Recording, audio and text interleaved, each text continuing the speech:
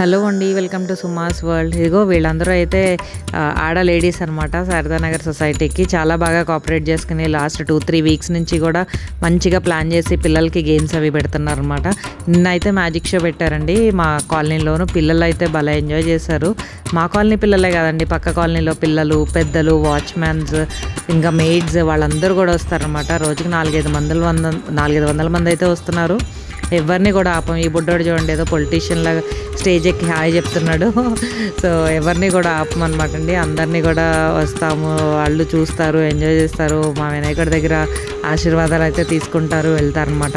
నేనైతే ఈ కాలనీలో 3rd ఇయర్ అండి వినాయక చవితి చూడడము.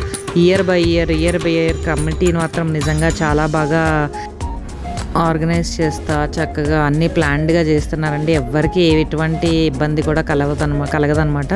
ఇంకోటి, మా వినాయకుని కూడా మేము ఈ పార్కులోనే నిమజ్జనం చేస్తామండి. గుంట దవ్వి అందులోనే నిమజ్జనం చేసి అక్కడ ఒక ప్లాంట్ అట్లా వేస్తూ ఉంటామన్నమాట. సో అన్నీ మంచిగా చేస్తాము.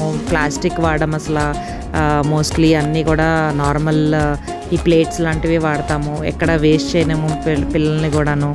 సో ఎన్విరాన్మెంట్ ఫ్రెండ్లీగానే చేస్తారండి. సో కొంతమంది అనుకుంటారు ఎందుకు ఇవన్నీ చేయాలి అది అని చెప్పేసి.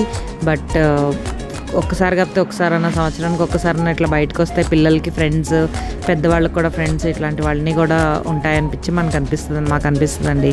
వినాయక చవితి, బతుకమ్మ పండుగ ఇవి రెండు మాత్రం మేము మొత్తం కాలనీ అంతా కలిపి చేసుకుంటాం అనమాట.